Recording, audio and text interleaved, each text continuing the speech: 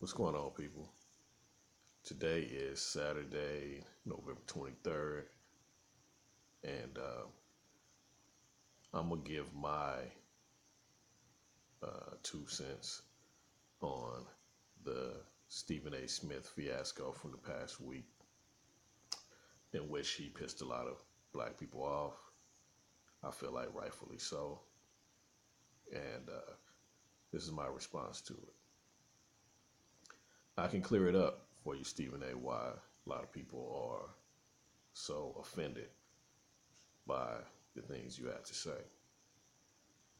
Me personally, I was offended and appalled by it because, um, number one, I was just offended at the extremely harsh um, opinion and feelings that you expressed about it. Number two, I was appalled by you taking such liberty to interfere in this man's life like this. So those were the two things that got me the most about it. But I'm gonna clear it up as to why so many black people were offended beyond that. So first thing was the reason why people are calling you a coon and stuff. Let's just go over what a coon is, kind of the general idea that we have about what a coon is. So I don't have a dictionary definition. I've never looked it up in that way, but I believe when people say or call somebody a coon, they're generally describing a person that is down to say what white people, perpetrators we're talking about here, those white people, what they would want some black person out there to say to get them off the hook for whatever wrongdoing they've done. And so I believe a lot of people feel you fit the description here in this issue for that. Um, also, I'm looking at my computer here. I made quite a few notes about what I want to say about this. But a lot of people see you as making this more about football than the cause that Kaepernick was standing up for. And given the cause that he was standing up for, um, this immediately became bigger than football for a lot of us, um, especially given what was going on at the time, which was a lot of police killings of black people. And so, you know, a lot of people feel like you're basically making football more important than what this was about to the rest of the race. And it looks pretty clear that you could be making this more about football. I mean, I'm trying to be nice about it, but it looks like you obviously was doing that because in your tweet you said he don't want to play football. He wants to be a martyr. And in other words, you saying he don't want to go out here and show these people that he can play football for them. He want to fight for social causes. And, that was a very, very nasty comment to me. I just didn't see any reasoning for that comment. So, people feel like you are smart enough to know, or you should be smart enough to know, that this whole issue is bigger than football, has been from the beginning. But yet, you made a choice to make football your priority, and the more important issue here, and to support the NFL also as your choice. This is why a lot of people are pissed off, because how Kaepernick was done from the beginning was an uncomfortable issue for all of us. You know, we felt like that it was another example of them saying to us, we can do whatever we want with you, to you. We'll use you and throw you aside like a dirty dish rag if you get out of line and start trying to be political and support black causes. And so many of us, we tired of that, man. We've had enough of that. And again, it seems like your response was, about him not playing nice in regards to his second chance to get back into the league. Him not playing nice and being ingratiating enough when that chance came.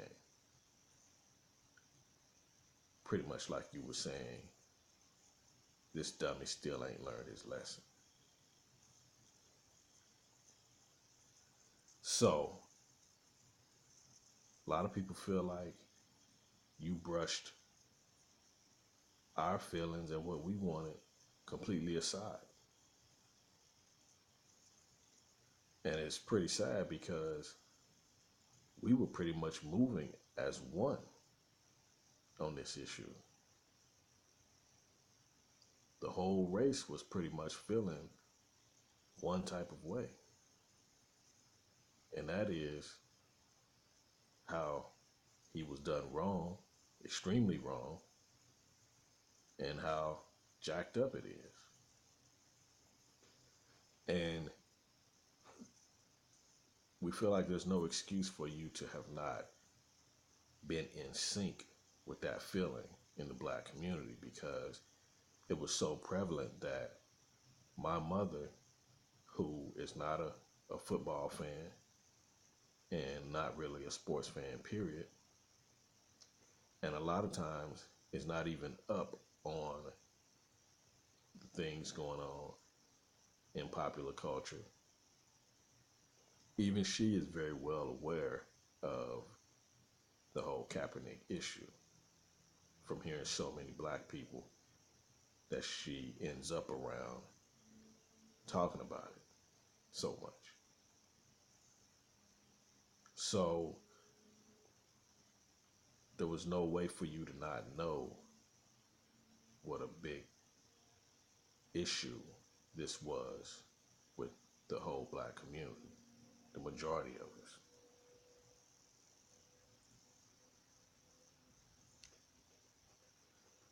And also, along with all of this, is the fact that Kaepernick is a young man, very young man.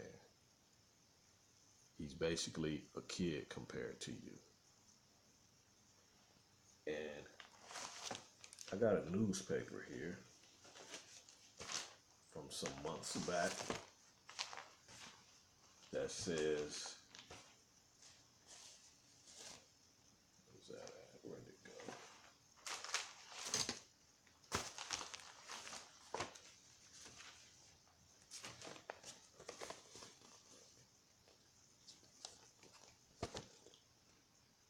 Give kids freedom to make mistakes. You didn't give Colin the freedom to make a mistake. Your response to whatever mistake you feel he made just completely destroyed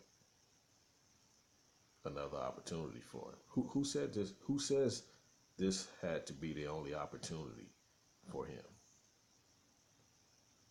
at another shot of getting back in the NFL? It's very likely that it could have been the only opportunity, but it's not guaranteed. Just like none of us thought this day would come where there would be a tryout for him. And if there were any mistakes made on his part, you just completely took away the opportunity for him to correct that mistake or have things smoothed out in the waiver that he didn't like. I mean, you just completely stomped on that. And it doesn't make any sense as to why you would. It just looks like basically you just running interference on the issue for some reason. Possibly the reason being that the media and the entertainment obsessed people in this country, I've learned, they love people like you. They love people that take the positions that you take on issues like this. Big talking people, they love that. Hence, you having the largest contract in ESPN. I'm not mad about that. I wouldn't be mad about that if you were the type of brother that fell on the right side of issues like this. But because you've shown yourself to not be, I have to look at it and say, this is the reason why he would have the largest contract in ESPN.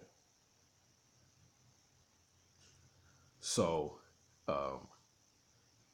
next point I want to express is the fact that this young generation, they don't want to do things the way things were done in the past. Man, they don't want to move as slow as we did in the past. They don't want to be as humble about what they want as we were in the past. And I see nothing wrong with it.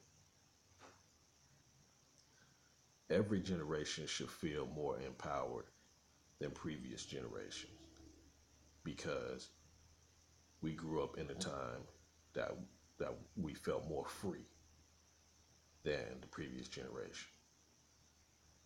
And that's the way you get more and more leverage in this world is, by going for it more the way this younger generation is doing. I mean, when I looked at what Le'Veon Bell was doing last season, I was pretty tripped out by the fact that he chose to sit out the season. Tripped me out. And I'm young myself. It looked crazy to me, to be honest. Not that I was mad at him, but I was just like, wow. But he got what he wanted, didn't he? He may not be on the team that he wanted, that he would want to be on, but he got the kind of contract that he wanted. He was able to secure his future financially the way he was looking to do so. So you got to let this younger generation write some of their own rules and move the way it hits them to move. You know, some of the people that we hold as heroes from the civil rights era, some of the things they did could have been even better, a little better. So you can't dictate to people in this way. And the rules of decorum that you're talking about, those are corporate America rules. I mean, I know this is a big, powerful, uh, big money organization, the NFL is, and with that, there's a lot of schmoozing that has to be done, just like in corporate America, but it's not quite the same situation. This is entertainment. These are athletes. They're free agents. So they don't have to go by the exact same rules and ways that things are done in corporate America. So I believe you're off on some of what you're saying about when you say he wants a job. This is not a job. This is he wants the job. You could use that word, that connotation in relation to he wants the job over another quarterback. But this is obviously not a regular job situation. So the thing is, I think with a lot of people is that it's not what you say, it's how you say it. That's a common saying in the black community. And that means that you could have you didn't have to be quiet about it, and you could have given the exact same opinion in a different way, and people wouldn't have been as outraged about it had you just come out and said, I think he made some mistakes. I think he could have handled things a little differently, but I wish him well. I hope we get to see him play. Even if you didn't want to say that, just what you said about I don't give a damn if the NFL never calls him again or give him another shot is what you said on Monday when you first started talking about it. That's way too much. That's way too harsh. That's completely something different than just expressing a view because it's your job to do so.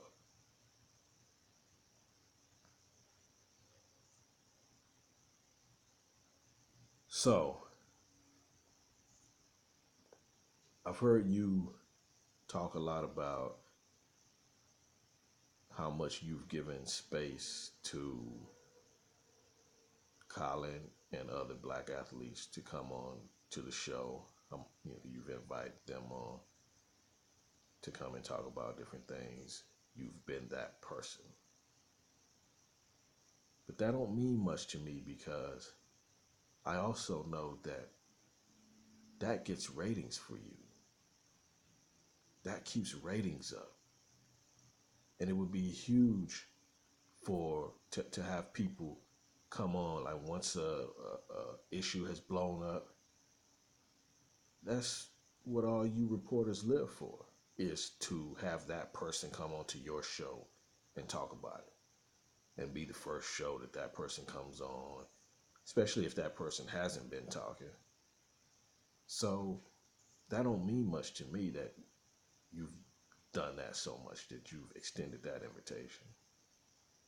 But what does mean something to me is that in regards to this, you didn't go behind the scenes and reach out to Colin and say, hey man, I think you made some mistakes here. I think you should have did this and that differently. I'm just telling you, as a brother, as a older guy in the business world, um, you know, and just giving some advice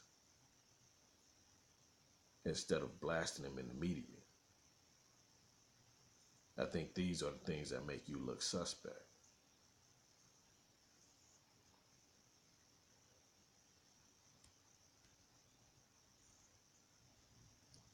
The NFL is a cold business, just like other big business in this country. And I also believe that this issue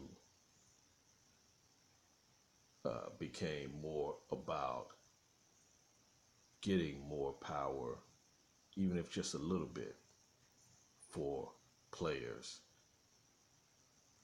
in the league who are not as protected and are not as catered to and who don't have their backs looked out for.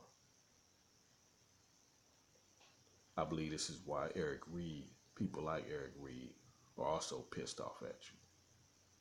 Because this issue has bigger implications than about just whether somebody wants to play football or not. And they see you as smart enough to know this, or that you should be smart enough to know this. And so what you're doing looks like standing in the way of their progress and also fighting against them.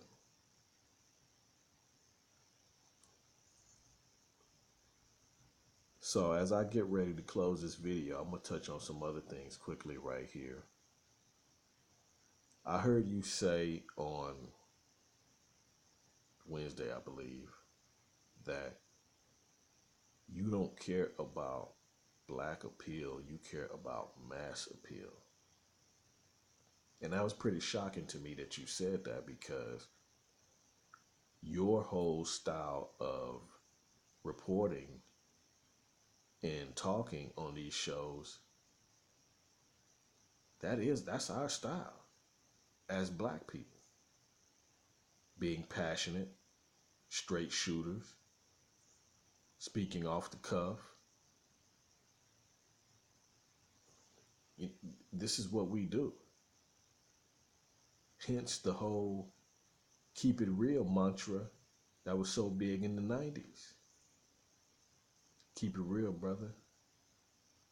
Keep it real, partner. Keep it real. This is our style. You chose to portray this style to become popular with us. So for you to then turn around and say you don't care about black appeal is also pretty offensive.